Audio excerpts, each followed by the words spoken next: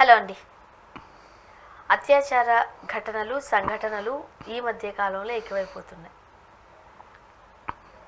సాధారణంగా ఎవరైనా బయట వాళ్ళు అంటే నార్మల్ పీపుల్ అత్యాచారం చేశారంటేనే అదొక పెద్ద సెన్సేషనల్ అయిపోతుంది. ఇప్పుడు సెలబ్రిటీ స్టేటస్లో ఉండే వాళ్ళపై కూడా అత్యాచారాలు అనేది నమోదైతే మాత్రం నాకు ఎందుకు అనిపిస్తుంది, వీళ్ళు అసలు స్పృహ ఉండే ఇలాంటి పనులు చేస్తారా లేకపోతే లేదా అని.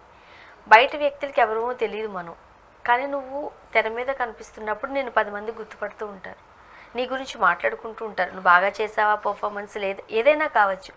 అలాంటి వాళ్ళు చాలా జాగ్రత్తగా ఉండాలి కదా. ఇప్పుడు మన హీరోలు ఉంటారు చూడండి, చాలా ఆచితూచి మాట్లాడుతూ ఉంటారు, ఆచితూచి అడుగులు వేస్తూ ఉంటారు.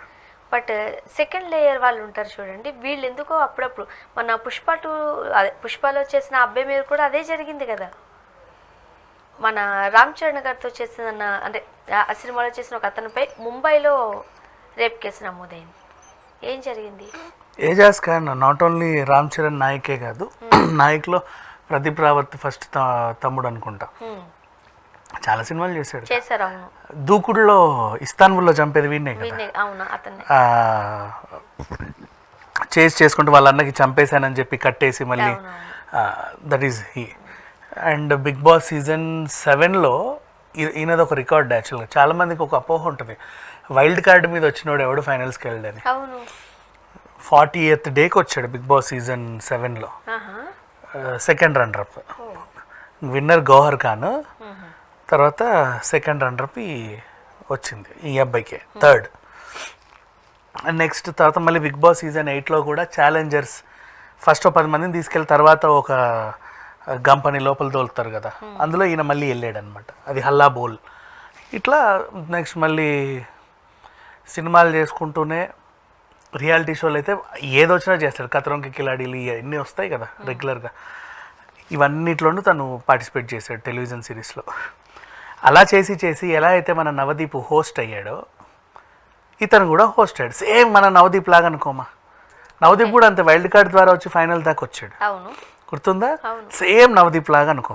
అండ్ ఆరోపణలు కూడా నవదీప్ మీద వచ్చినట్టుగానే వచ్చాయి, ఆ పిల్లోడి మీద డ్రగ్స్ కేసులు వచ్చాయి, ఈయన మీద ఇది వచ్చాయి అంతే. అండ్ ఇప్పుడు సూపర్ అనే షోని నవదీప్ హోస్ట్ చేయాల. ఇప్పుడు అదే షో ఫర్ ఎగ్జాంపుల్ ఇదేంటంటే హౌస్ అరెస్ట్ షో ఏంటంటే నిన్న 2 రోజుల నుంచి మహిళా సంఘాలన్నీ మండిపడుతున్నాయి. యాక్చువల్గా ఈయన మీద గతంలో కూడా రేప్ కేసులు ఉన్నాయి. ఒక అమ్మాయిని అవకాశాలు ఇస్తా అని పిలిచి వాడుకొని వదిలేశాడు. ఆ పిల్ల ఎప్పుడు చెప్పాలి, ఇతనేమో రోజు కనబడుతున్నాడు, మంచి ఆఫర్లు వస్తున్నాయి, చెప్తే నన్నే అంటారేమో ఎందుకు వచ్చిన గొడవలే అని చెప్పి సైలెంట్గా ఉండింది. ఇప్పుడు ఈయన మీద వరుస పెట్టి ఆరోపణలు వచ్చేసరికి తను కూడా ముందుకు వచ్చింది. ఆ షో ఏంటంటే అమ్మాయిలందరూ వీళ్ళు ఉంటారు, అమ్మాయిలు డ్రెస్ అలాగే ఉండాలి, లోపల నుంచి ఇన్నర్స్ తీసేసి అక్కడ పెట్టండి, లోపల నుంచి ఇన్నర్స్ తీసి అక్కడ పెట్టండి.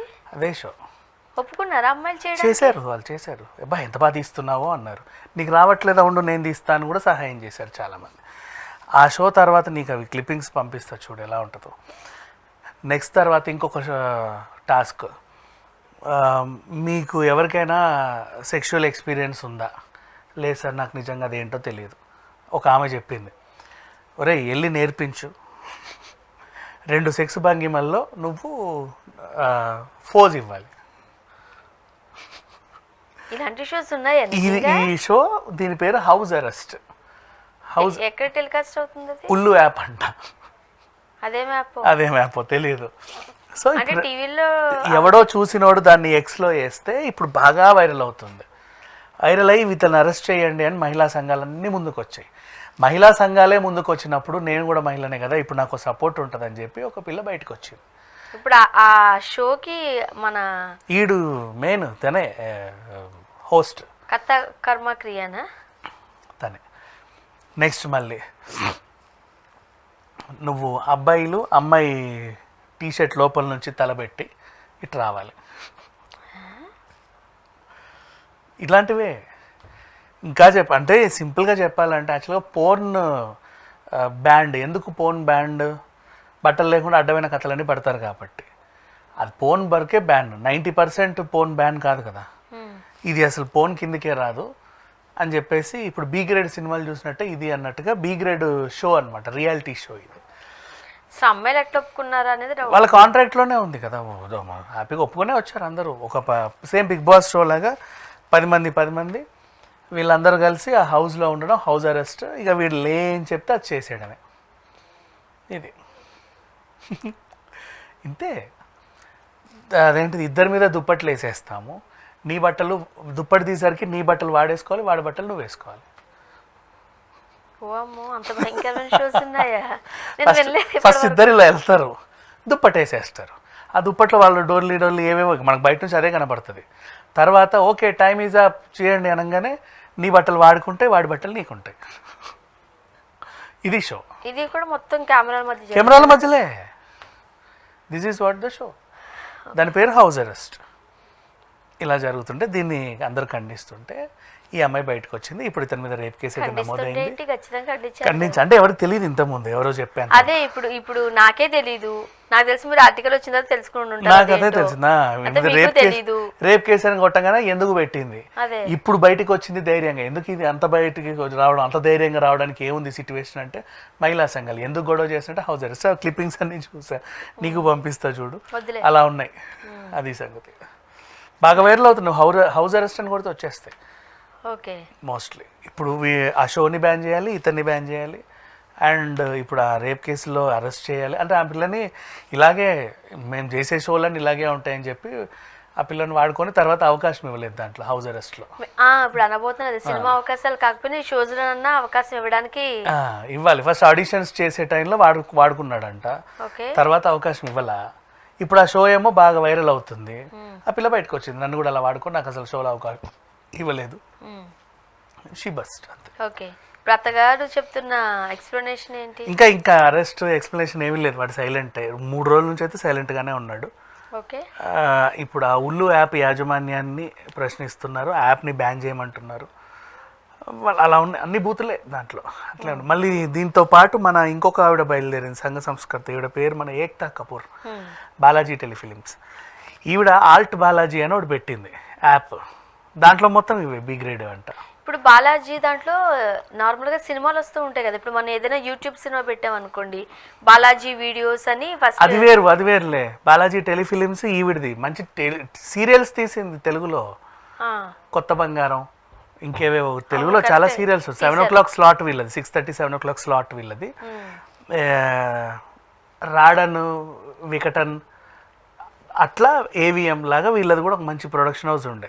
మరి రాను ఎందుకు ఇలా తయారైందో తెలియదు కానీ అన్ని. ఇప్పుడు ఆ బాలాజీనే ఆల్ట్ బాలాజీ కింద మార్చారా? ALT alternative Balaji, alternate. అది ఉంది, ఇది ఉంది. ఇప్పుడు యూట్యూబ్ లో మనం కొన్ని సినిమాలు చూస్తాం కదా బాలాజీ, ఈ చెండాలం అంతా రాదు. అది వేరే, ఇది వేరే. వీళ్ళ ఈ దరిద్రాన్ని చూడాలంటే వాళ్ళ యాప్ని డౌన్లోడ్ చేసుకొని సబ్స్క్రైబ్ చేసుకోవాలి, అప్పుడు వస్తాయి కుప్పలుగా. అది. సో మొత్తానికైతే ఇతన్ని అరెస్ట్ చేసి రిమాండ్కి అయితే పంపిస్తున్నారు అనేది న్యూస్, బట్ ఇంకా పట్టుకోవాలి ప్రెసెంట్. ఇప్పుడు అత్యాచారం కేసు అని అనగానే వెంటనే కాస్త అంటే కస్టడీలోకి తీసుకోవడము, విచారించడము, ఏదో ఒకటి చేయాలి కదా. ముంబైలో నమోదు అయ్యింది, ఆవిడ పెట్టింది. మరి వీళ్ళు ఈ హౌస్ అరెస్ట్ షోని ఎక్కడో పెట్టుకున్నారు, ఏదో ఐలాండ్లో. ఇక్కడ కాదు, హైదరాబాద్, సారీ ముంబైలో కదా. లేదు, ఎక్కడో దూరంలో ఐలాండ్లో పెట్టుకున్నారు. వాళ్ళు అక్కడికి వెళ్ళి ఇతను నోటీసులు పంపి అరెస్ట్ చేసి తీసుకొచ్చేసరికి కొంచెం టైం పడుతుంది. ఇప్పుడు ఇలా చేయడం వల్ల వీళ్ళకి అవకాశాలు తగ్గుతాయా? పెరుగుతున్నాయి. గతంలో ఇతని మీద 3-4 కేసులు ఉన్నాయి ఇలాంటివి. ఇప్పుడు మరి హోస్ట్ అవ్వాలా అలా. ఇప్పుడు పుష్ప 2 మన దగ్గర తెలుగులో ఏంటంటే లైంగిక ఆరోపణలు రాగానే ఆర్టిస్ట్ ఇంకెవడు పట్టించుకోడు.